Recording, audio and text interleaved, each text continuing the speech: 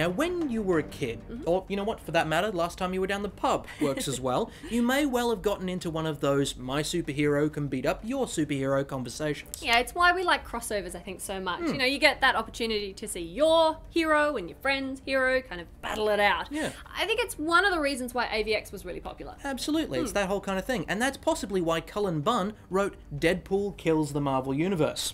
Except, as the title states, Deadpool doesn't fight those of the Marvel stable, he kills them. Yeah. Yeah, which is exactly what I liked hated about this comic.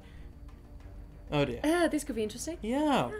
You go first. Okay, so this comic, as I see it, is kind of a deconstruction of the whole superhero genre. You have Deadpool, who quite often breaks the fourth wall, and generally it's fairly light and very funny. This takes it in a dark, disturbing kind of way. Once Psycho Man, incidentally, great name, kind of breaks Deadpool's brain in an attempt to enslave him, he almost has the opposite effect and kind of releases Deadpool. And he goes on this murderous rampage, killing off heroes and villains alike in a way that he kind of sees it as releasing them from the chains of slavery that comic writers and comic readers have kind of put them in. Well, so far we agree. Excellent. Yeah, pretty much. But I've got to say here that there is a difference between breaking the fourth wall and taking a concept and shoving it up its own butt. And I honestly think this comic is doing the latter of those two things. Okay.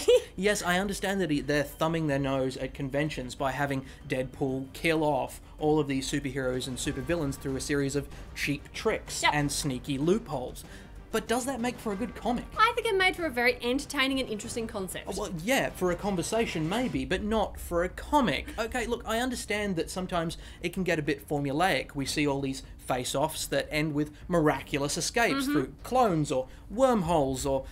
Resurrections! So many resurrections. You get a resurrection. You get a resurrection. Everybody gets a resurrection. I understand that can become formulaic. Yes. I do. But you might as well ask, why does the Joker keep escaping from Arkham? Because if he didn't, the story's over, and who wants that? Yeah, okay, I understand that, but that's why this is a standalone and kind of, you know, outside... It's a what if. It's a what if, exactly. It's outside that canon.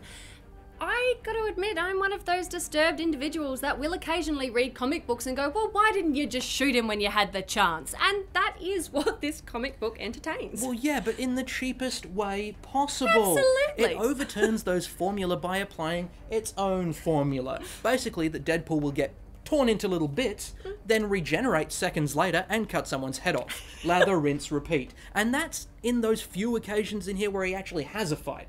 Most of the fights happen off-panel. We just see the dead bodies lying around afterwards, and that is just boring and frustrating at the same time. I completely disagree. I'm sorry, but I do. I loved the way that Wade kind of found these sneaky and underhanded ways to take out some of the massive Marvel names without, you know, breaking a sweat. Once again, how does that make for a good comic?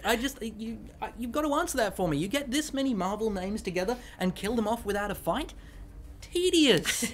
And added to which, the art wasn't even worth that much in this either. Okay, I'll concede a little bit on that one. Yes, the art is not top shelf in this. Dalibor Talajic kind of spends too much time on the extreme close-up on people's faces, but on the flip side, that's where we get a lot of our emotional contact with this book. Yeah. I also think some of his compositions and some of the views from the frames were really interesting. Plus, I'd like to add, Lee Lockridge does an amazing job on colours in this. He kind of creates a little palette for every single one of the heroes or the villains that comes out with a very short period of time to do it. And a good thing too, because God knows there's nothing about the characters in the story. Honestly, the plot of this just plays out like a slideshow. There's no through line. It's just completely sporadic and pointless. You know that pub conversation that I mentioned at the start? Yes. This whole thing could have been plotted during that pub conversation, probably while drunk. This book really did rub you up the wrong way, didn't it? Look, honestly, when I finished reading it, I was thinking of giving it a burn. Wow. I was. I got very little from this, if anything. Yeah. But obviously some people are going to get something from it. I didn't. But there was no character development, there was no motivation for anybody apart from the first couple of pages. After that, it fell by the wayside. Yeah, he's killing people. That's pretty much all you need to know.